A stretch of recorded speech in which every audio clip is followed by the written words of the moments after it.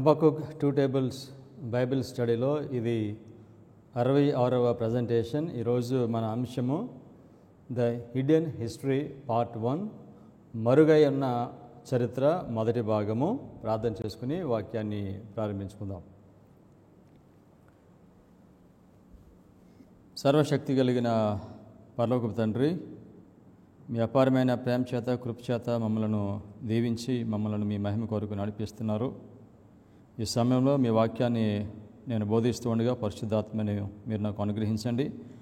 వాక్యాన్ని వినిచిన మీ ప్రజలకు మీరు తోడుగా ఉండి వాక్యం యొక్క భావాన్ని అర్థం చేసుకుని మీరు అక్కడి కొరకు సిద్ధపడే ధన్యత మీరు మాకందరికీ అనుగ్రహించమని యేసుక్రీస్తు నామములో ప్రార్థన చేయుచున్నాం తండ్రి, ఆమేన్.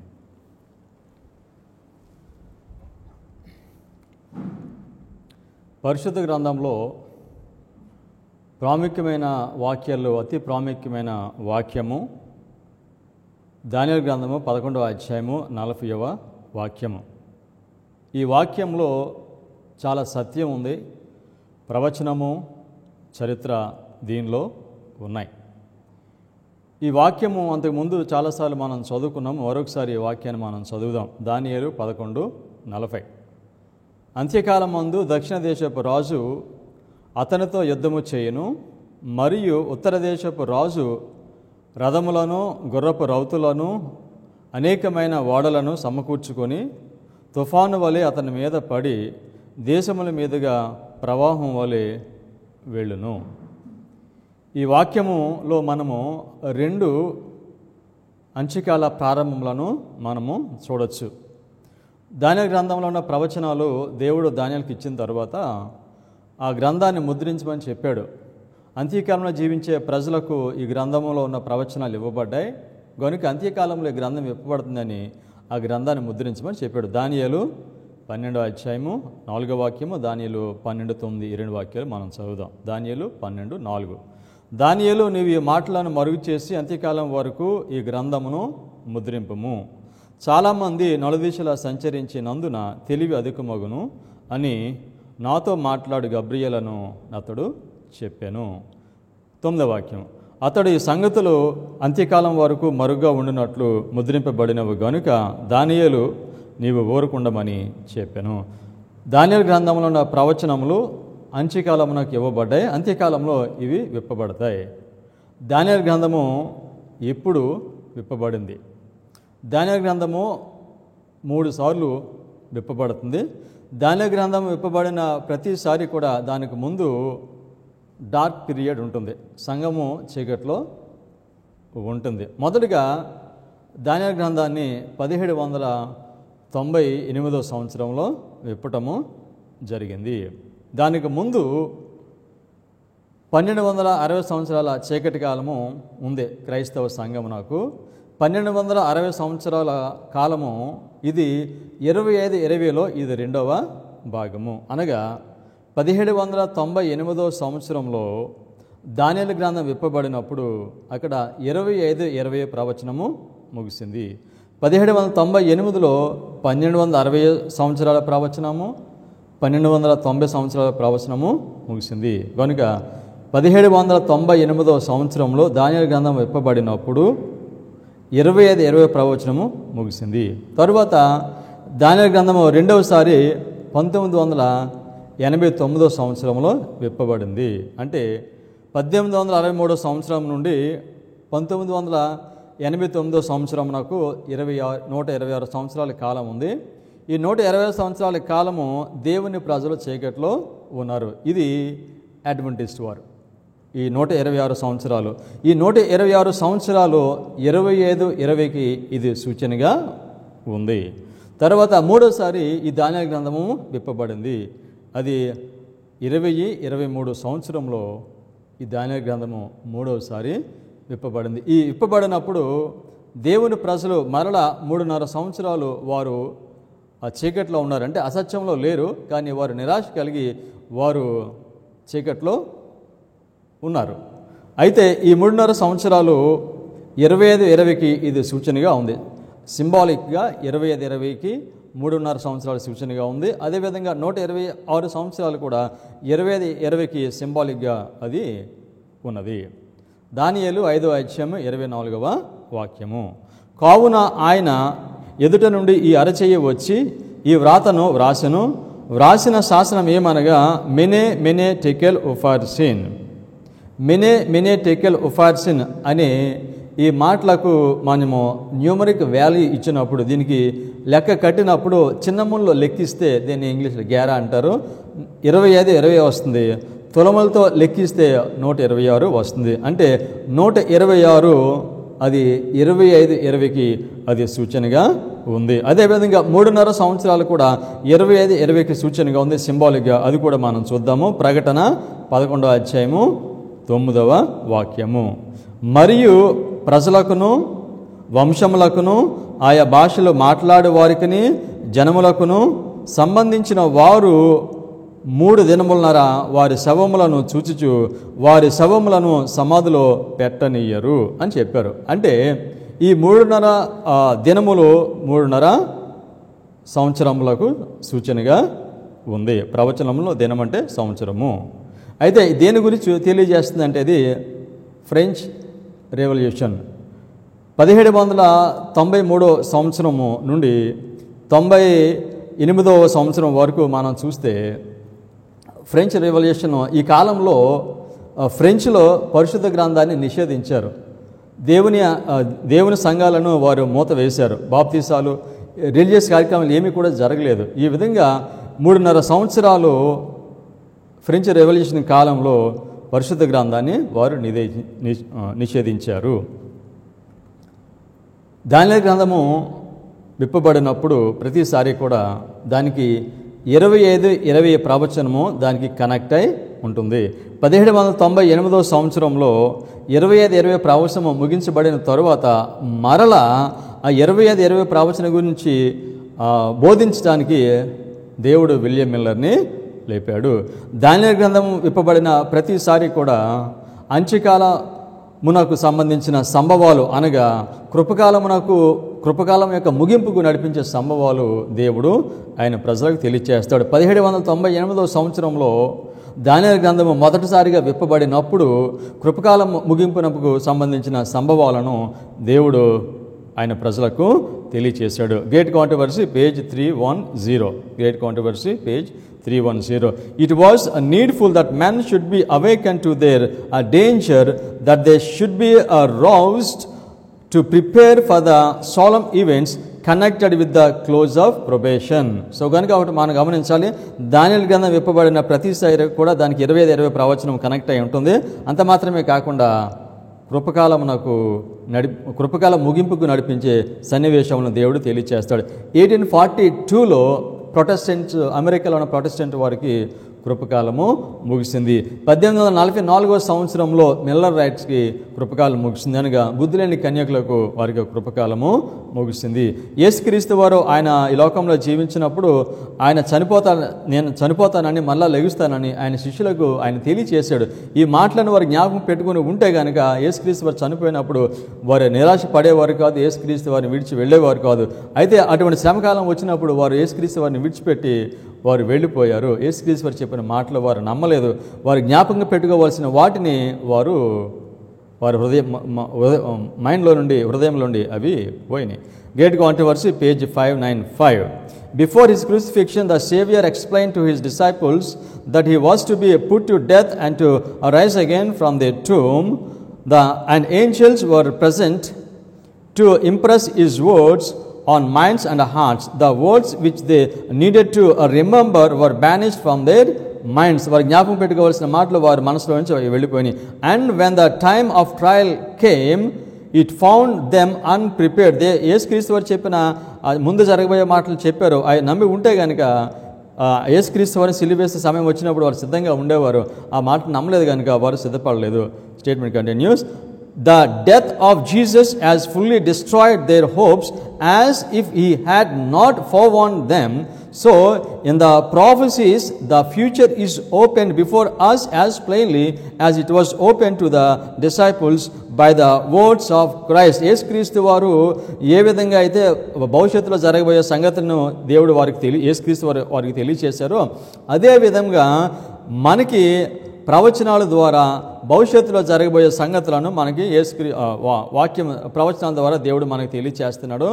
వీటిని మనము గ్రహించకపోతే శిష్యులు ఏ విధంగా అయితే వారు నిరాశపడి యేసుక్రీస్తు వారిని విడిచిపెట్టి వెళ్ళిపోయారో అదే విధంగా జరుగుతుంది. కనుక యేసుక్రీస్తు వారు ప్రత్యక్షంగా ఆయన శిష్యులకు చెప్పారు ఏం జరగబోతుందో. ఇప్పుడు మనకి ప్రవచనాల ద్వారా యేసుక్రీస్తు వారు తెలియచేస్తున్నారు. Statement continuous.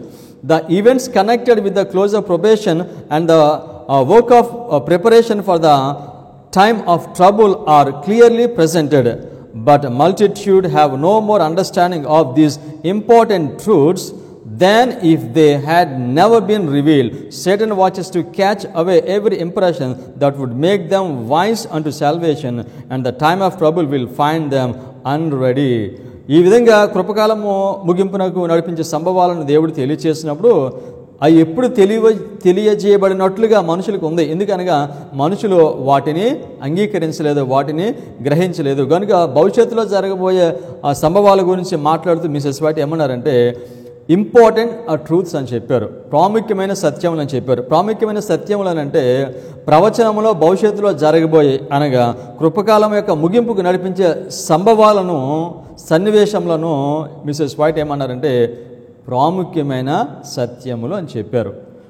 ఈ విధంగా యేసుక్రీస్తు వారు ఆయన శిష్యులకు ప్రవచనం ద్వారా మనకి తెలియచేస్తూ ఉన్నప్పుడు వాటిని మనం గ్రహించకుండా ఉండినట్లుగా అపవాది ఆయన పని ఆయన చేస్తున్నాడు. ఈ విధంగా దేవుడు వీటిని బయలుపరుస్తూ ఉన్నప్పుడు అవి రక్షణ అని ఇక్కడ మిసెస్ వైట్ మనకి తెలియచేస్తున్నారు. దానియేలు 11వ అధ్యాయం 40వ వాక్యంలో చాలా ప్రవచనము, చరిత్ర, సత్యము దానిలో ఉంది.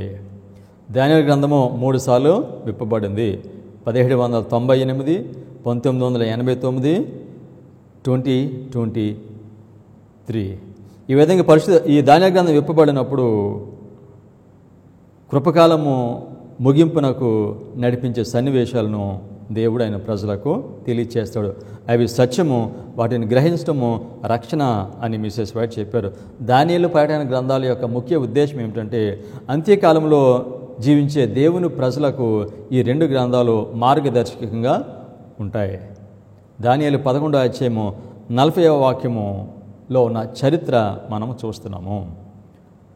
దానియేలు 8-9 అధ్యాయాల్లో ఉలాయి నది దగ్గర దానియేలు ఉన్నప్పుడు ఆయనకు దర్శనం వచ్చింది. ఈ దర్శనములో ఉన్న సత్యములను దేవుడు బయలుపరుస్తున్నాడు. ఎప్పటి నుండి అంటే 1798వ సంవత్సరం నుండి 8-9 వాక్యాల్లో 8-9 అధ్యాయాల్లో ఉన్న ఈ యొక్క దర్శనము అది మనకి ఎక్కడి నుంచి ఉన్న సత్యాన్ని బయలుపరుస్తుందంటే 1798. అదేవిధంగా హిద్కియేలు నది దగ్గర ఉన్నప్పుడు మరొక దర్శనం వచ్చింది. ఇది దానియేలు 10వ అధ్యాయము, 11వ అధ్యాయము, 12వ అధ్యాయము. ఇది ఈ అధ్యాయాల చరిత్ర ఎక్కడి నుంచి అంటే 1989వ సంవత్సరము నుండి. ఈ దర్శనాలు ఇచ్చినప్పుడు భవిష్యత్తులో జరగబోయే వాటిని దేవుడు తెలియచేస్తాడు. భవిష్యత్తులో జరగబోయే వాటిని దేవుడు తెలియచేసినప్పుడు దానిలో ప్రాముఖ్యంగా 2 ఉంటాయి, 2 సంభవాలు ఉంటాయి. ఏమిటంటే internal events, external events. Internal events అంటే స్పిరిచువల్ ఈవెంట్స్, ఎక్స్టర్నల్ ఈవెంట్స్ అంటే పొలిటికల్ ఈవెంట్స్. ఉదాహరణకి ఇంటర్నల్ ఈవెంట్స్ 1798 కానీ లేకపోతే 1989 కానీ. సో ఇంటర్నల్ ఈవెంట్స్ ఏమిటంటే యేసుక్రీస్తు వారు పరలోకంలో ఆయన తీరుస్తున్నారు, లేకపోతే కృపకాలము ముగింపునకు నడిపించే సంభవాలు, ఇవి ఇంటర్నల్ ఈవెంట్స్. ఎక్స్టర్నల్ ఈవెంట్స్ ఏమిటంటే ఇవి పొలిటికల్ ఈవెంట్స్. సో అమెరికా ఏ విధంగా మరలా ప్యాప్సీకి అధికారం ఇచ్చి దాన్ని సింహాసనం పైన కూర్చోబెడుతుంది అనేది ఎక్స్టర్నల్ ఈవెంట్స్. ప్రకటన 11వ అధ్యాయములో మనం చూస్తాము, 2వ మృగము అది భూమిలో నుంచి పైకి వస్తుంది. గొర్రెపిల్ల కొమ్ములు వంటి 2 కొమ్ములు దానికి ఉన్నాయి, అది అమెరికా. ఆ 2 కొమ్ములు దేనికి సూచనగా ఉన్నాయంటే ప్రొటెస్టెంటిజం, రిపబ్లికనిజం. ఇంకొక మాట చెప్పాలంటే చర్చ్ అండ్ స్టేట్. అమెరికా దేశం వారి కాన్స్టిట్యూషన్ రాసుకున్నప్పుడు సంఘము, ప్రభుత్వము ఈ 2 వేరువేరుగా పనిచేయాలని వారు ఆ కాన్స్టిట్యూషన్ రాసుకున్నారు. కనుక ఆ 2 ఎప్పుడు కూడా కలవకూడదు.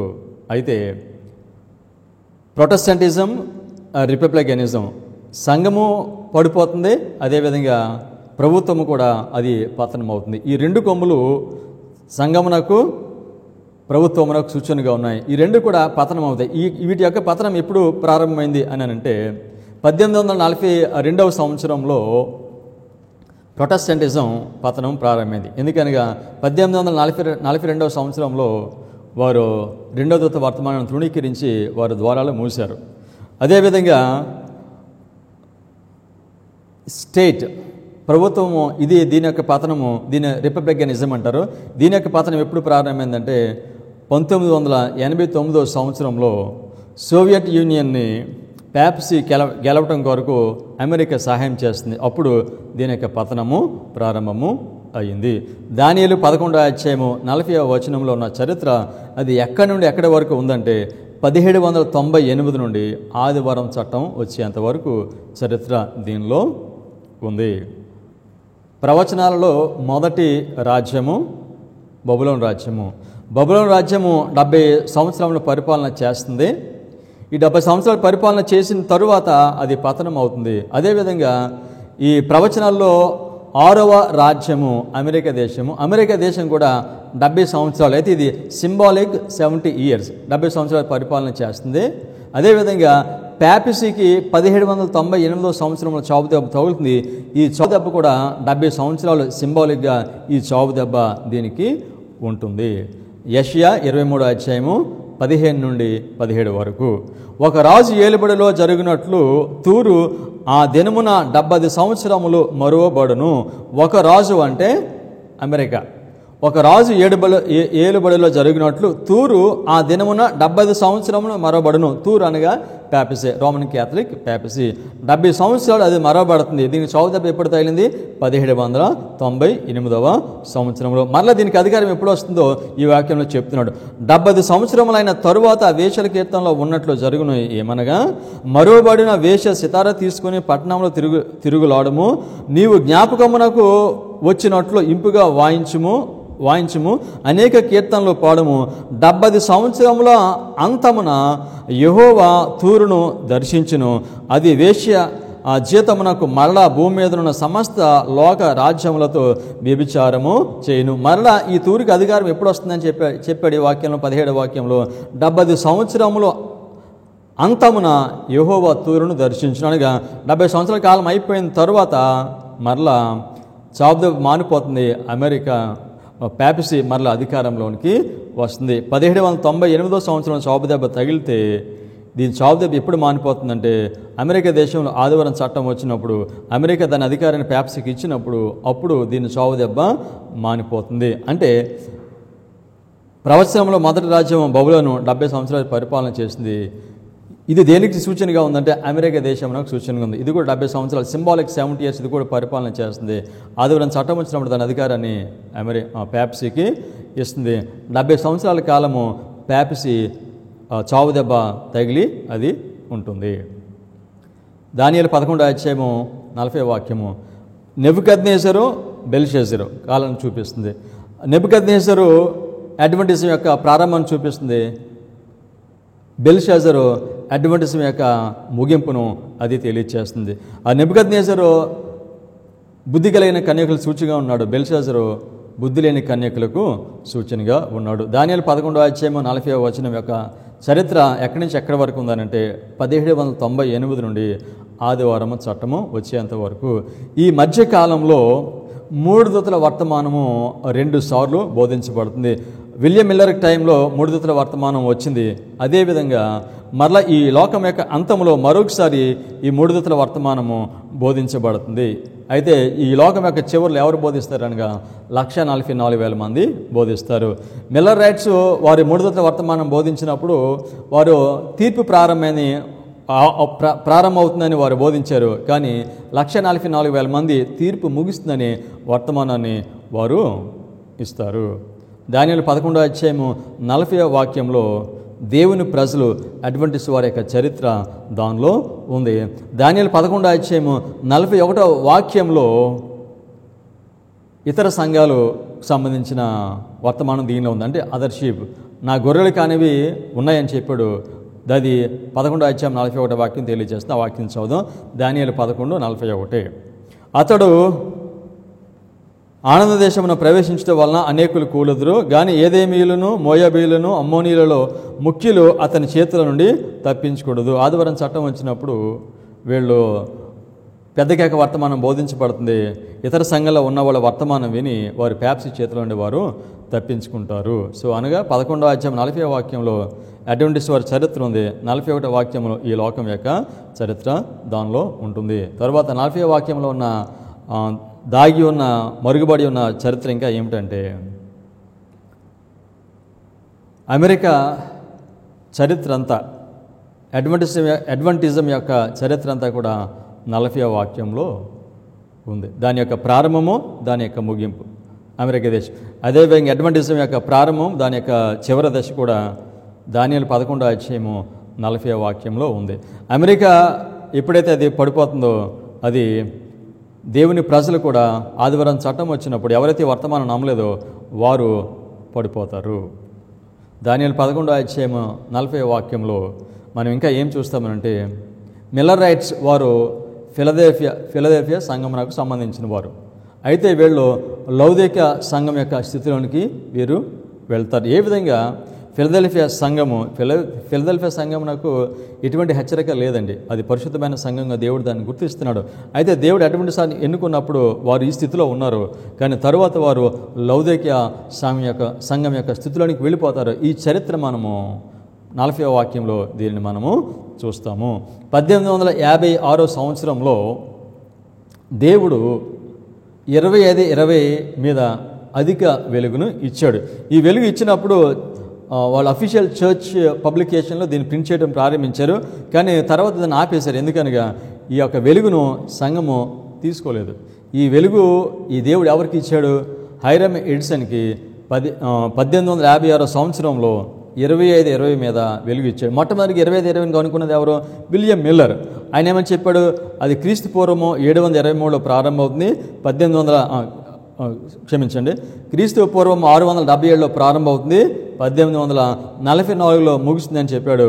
అయితే హైరమ్ ఎడిసన్ క్రీస్తు పూర్వం 723లో ముగిసి 1798లో ముగుస్తుందని చెప్పాడు. కనుక మనకు తెలుసు 25:20 ఉన్నాయి. దేవుడు ఈ వెలుగును ఇచ్చాడు. అయితే 1856 సంవత్సరంలో 25:20 మీద వెలుగు ఇచ్చినప్పుడు దేవుని ప్రజలు దాన్ని తృణీకరించారు. అందుకనే జేమ్స్ వాడ్, మిసెస్ వాడ్ ఏం చెప్పారంటే 1856 సంవత్సరం నుండే దేవుని ప్రజలు లౌదిక సంఘం యొక్క స్థితిలోనికి వాళ్ళు వెళ్ళిపోయారని, ఆ స్థితిలో ఉందని వారు చెప్పారు.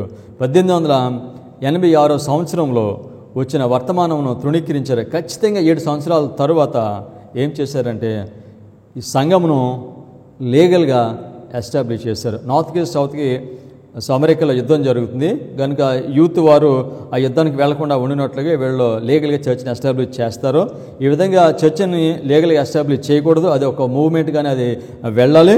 ఈ విధంగా వాళ్ళు చేయటం ద్వారా మిల్లర్ రైట్ మూవ్మెంట్ ఆగిపోయింది. 25:20 ప్రవచనము ఇది commencement of chain of truths, అనగా దేవుడు ఒక గొప్ప వెలుగును ఇవ్వక ముందు 25:20 ప్రవచనాన్ని ఇస్తాడు. అది ముందుగా అది లిటరల్గానే 25:20 ప్రవచనం ఇచ్చాడు, కానీ తర్వాత 1844 తర్వాత ఇది సింబాలిక్గా దేవుడు మనకి ఇస్తున్నాడు. 1863లో ఏం జరిగిందనంటే 1843 చార్ట్, 1850 చార్ట్, ఈ రెండింటి మీద 25:20 ప్రవచనం ఉంటుంది. 1863లో సంఘం వారు వీటిని తీసేసి ఒక చార్ట్ని తయారు చేశారు, 1863 చార్ట్. ఆ చార్ట్ మీద 25:20 ప్రవచనము ఉండదు. 1863లో 65 సంవత్సరాల ప్రవచనము అక్కడ ముగిసింది. ఈ 65 సంవత్సరాల ప్రవచనం మనం ఎక్కడ చూస్తాము? యెషయా 7వ అధ్యాయము 7 నుండి 9 వరకు. అయితే ప్రభువైన యెహోవా ఎలాగో సెలవిచ్చుచున్నాడు, ఆ మాట నిలువదు, జరగదు. దమస్కు సిరియాకు రాజధాని, దమస్కునకు రెజోను రాజు. 65 సంవత్సరములు కాక మునుపు ఎఫ్రాయిము జనము కాకుండా నాశన మగును. షమ్రోను ఎఫ్రాయిమునకు రాజధాని, షమ్రోనునకు రెమల్యా కుమారుడు రాజు. మీరు నమ్మకుండిన ఎడల స్థిరపడక ఉందరు. దక్షిణ రాజ్యం పైనకి ఉత్తర రాజ్యము వస్తుంది. సో ఆహాజు వెళ్ళి వర్తమానము ఇచ్చాడు. ఈ వర్తమానము నీవు నమ్మకపోతే, నమ్మితే స్థిరపడతావు, నమ్మకపోతే నేను స్థిరపడవు అని చెప్పాడు. అయితే ఆ వర్తమానాన్ని ఆయన నమ్మలేదు. అందుకే చెప్పాడు 65 సంవత్సరాలు కాక మునుపు ఎఫ్రాయిం అనగా ఉత్తర రాజ్యము అది రాజ్యం కాకుండా అది పతనం అవుతుందని చెప్పాడు. కనుక ఆహాజు దగ్గరికి వెళ్ళి యెషయా ఈ యొక్క ప్రవచనము ఎప్పుడు చెప్పాడంటే క్రీస్తు పూర్వము 742 సంవత్సరంలో చెప్పాడు. ఖచ్చితంగా 19 సంవత్సరాల కాలం నాకు అసిరియలు వారు వచ్చి ఉత్తర దేశంను వారు చెరగా తీసుకుని వెళ్ళిపోతారు. తర్వాత 46 సంవత్సరాలు కనుక క్రీస్తు పూర్వము 677 సంవత్సరంకు దక్షిణ దేశం మీదకి వచ్చి దాన్ని కూడా చెరగా తీసుకుని వెళ్ళిపోతారు. అంటే 65 సంవత్సరాల ప్రవచనము ఎప్పుడు ప్రారంభమైంది? 742లో ప్రారంభమయ్యి 677లో ముగిసింది. మరలా ఇది మిల్లర్ రేట్ కాలంలో రిపీట్ అవుతుంది. 1798 నుండి 1844 వరకు అది 46 సంవత్సరాలు. ఈ 46 సంవత్సరాలు దేవుడు ఆయన సంఘాన్ని ఏర్పాటు చేసుకున్నాడు. 1844 నుండి 1863కి మధ్యకాలంలో 19 సంవత్సరాలు. కనుక 1863లో 65 సంవత్సరాల ప్రవచనము ముగిసింది.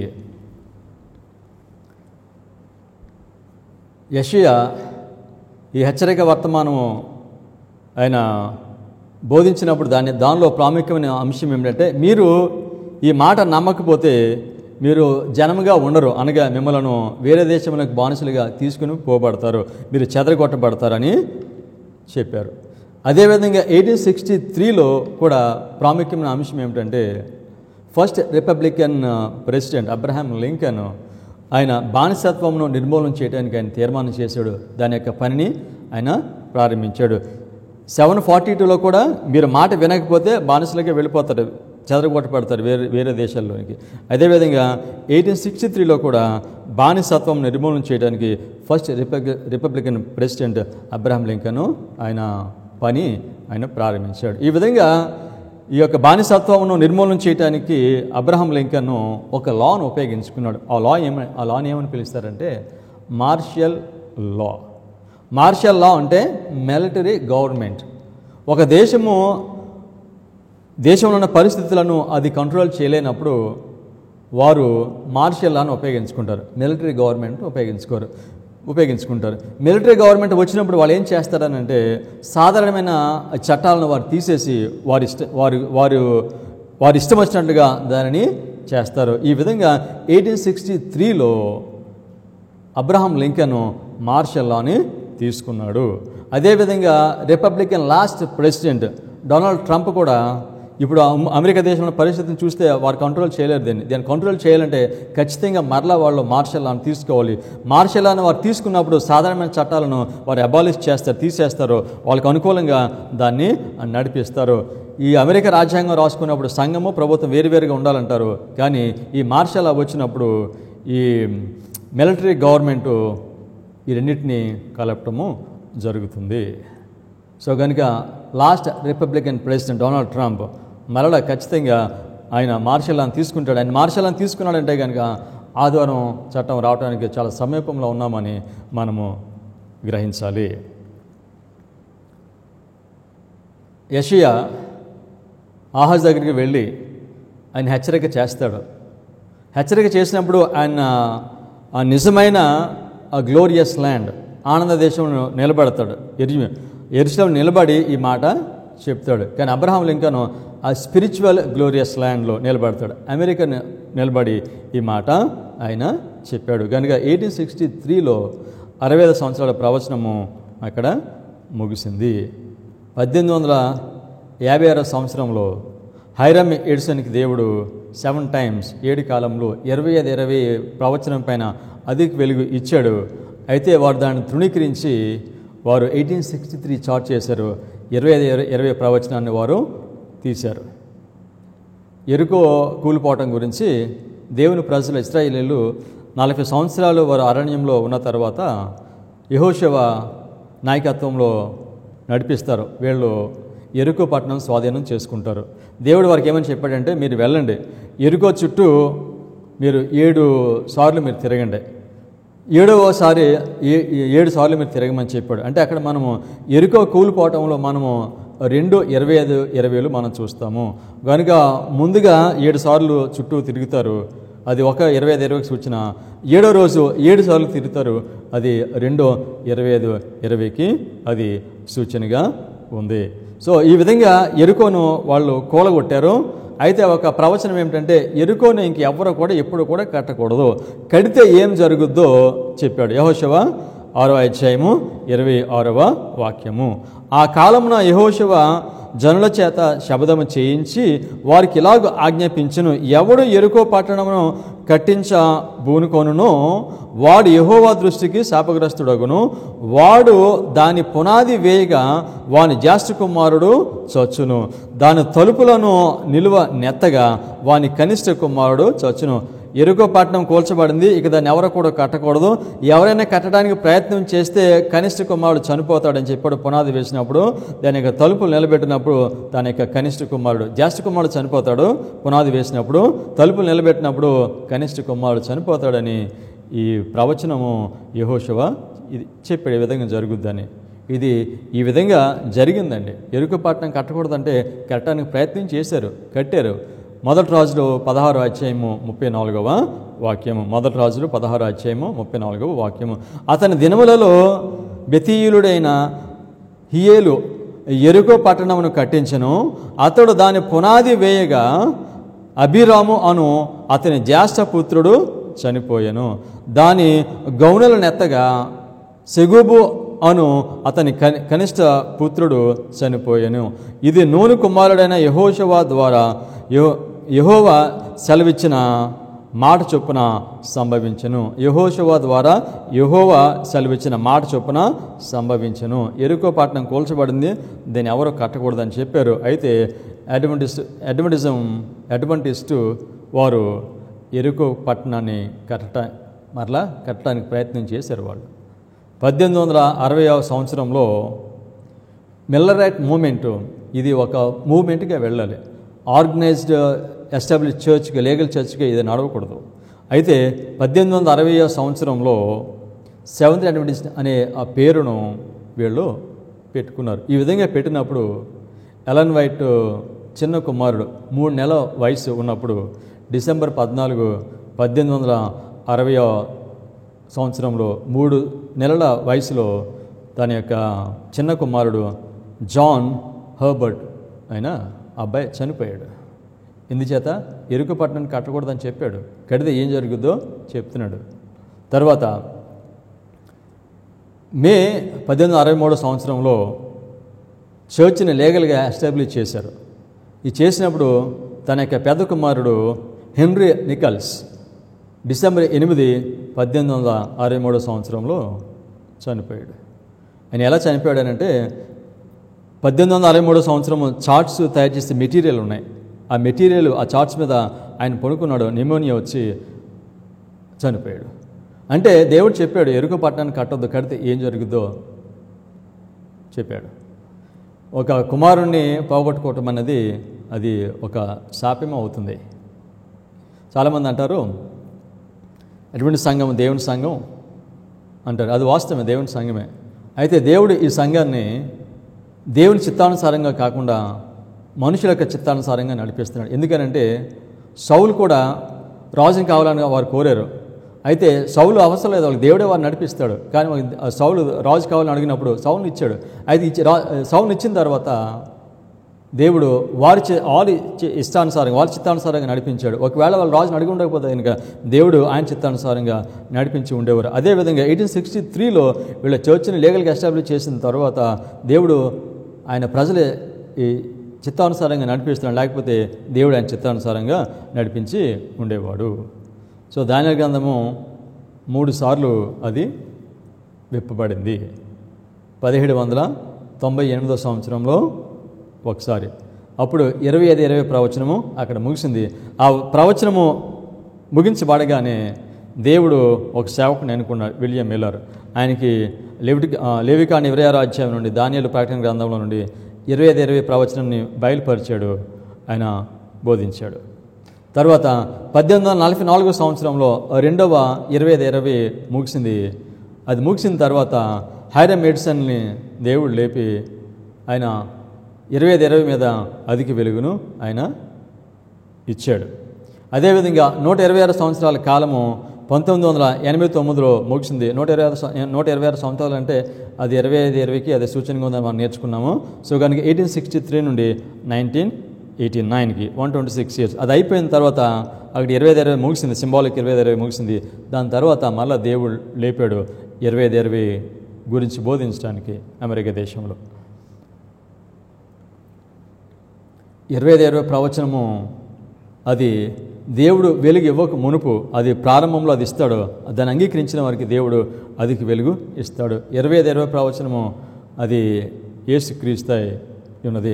ఒకవేళ ఈ అధిక వెలుగును కనుక మనం తృణీకరిస్తే ఇంకా దేవుడు వెలుగు ఇవ్వడు. దానియేలు 11:40 వాక్యము దీని యొక్క చరిత్ర ఎక్కడి నుంచి ఎక్కడి వరకు ఉంది? 1798 నుండి ఆదివారము చట్టము వచ్చే వరకు. అమెరికా దేశంలో ఆదివారం చట్టం వచ్చినప్పుడు సెవెంత్ డే అడ్వెంటిస్ట్ చర్చ్ యొక్క ఆ స్ట్రక్చరు అది పాడైపోతుంది. ఆ స్ట్రక్చరు అది దాని యొక్క ఇట్ విల్ బి స్వెప్ట్ అవే. యెహెజ్కేలు 8వ వాక్యము. యెహెజ్కేలు 8:16. యెహోషువ మందిరపు లోపలి ఆవరణంలో నన్ను దింపగా అక్కడ యెహోవా ఆలయ ద్వారము దగ్గరనున్న ముఖ మంటపమునకును బలిపీఠమునకును మధ్యను ఇంచుమించు 25 మనుషులు కనబడిరి. వారి వీపులు యెహోవా ఆలయము తట్టును, వారి ముఖములో తూర్పు తట్టును తిరిగి ఉండెను. వారు తూర్పున నున్న సూర్యునికి నమస్కారము చేయుచుండిరి. ఈ వాక్యంలో 25 మనుషులు వారి సూర్యునికి నమస్కారం చేస్తున్నారు. ఈ 25 మనుషులు ఎవరు అనంటే జనరల్ కాన్ఫరెన్స్ ఎగ్జిక్యూటివ్ మెంబర్స్. 25 మంది. అమెరికాలో ఆదివారం చట్టం వచ్చినప్పుడు సెవెంత్ డే అడ్వెంటిస్ట్ చర్చ్ ఈ యొక్క స్ట్రక్చరు అది పోతుంది. సో కనుక దేవుడు దానియేలు 11:40 వాక్యంలో ఉన్న మరుగైన ఈ చరిత్రను తెలియచేస్తున్నాడు. దానియేలు గ్రంథము 3 సార్లు విప్పబడింది. 1798 సంవత్సరంలో, రెండవదిగా 1989 సంవత్సరంలో, మూడవదిగా జూలై 2023. జూలై 2023 ఏమైందనంటే 2020 జూలైలో ఈ మూవ్మెంట్కి చావు దెబ్బ తగిలింది. ఎందుకనగా నాష్విల్లో ప్రెడిక్షను వారు చెప్పింది నెరవేరలేదు. అది నెరవేరినప్పుడు వారు చాలా నిరాశపడి, అది వారికి మొదటి డిసప్పాయింట్మెంట్. మనం చూస్తాం మిల్లరెట్ హిస్టరీ 2 డిసప్పాయింట్మెంట్ ఉంటాయి. ఇది మొదటి డిసప్పాయింట్మెంట్. రెండో డిసప్పాయింట్మెంట్ ఆదివారం చట్టం వచ్చినప్పుడు వస్తుంది. కనుక 2020లో వీళ్ళకి మొదటి డిసప్పాయింట్మెంట్ వచ్చింది. 3 సంవత్సరాలు వీరు డిసప్పాయింట్ అయ్యి చీకట్లో ఉన్నారు. అయితే జూలై 2023న మొట్టమొదటిగా ఈ మూమెంట్ మరలా అది రివైవ్ అయింది. జూమ్లో వాళ్ళు మళ్ళా వాక్యాన్ని బోధించడము వారు ప్రారంభించారు. ఈ విధంగా 3వసారి ఈ దానియేలు గ్రంథము విప్పబడినప్పుడు ఇది దేవుని ప్రజలకు చివరి పరీక్ష. ఎవరైతే దీన్ని గ్రహిస్తారో వారు కృపకాలముకు నడిపించే సంభవాలను వారు గ్రహిస్తారో కృపకాలమునకు వారు సిద్ధపడతారు. ప్రార్థన చేసుకుందాం.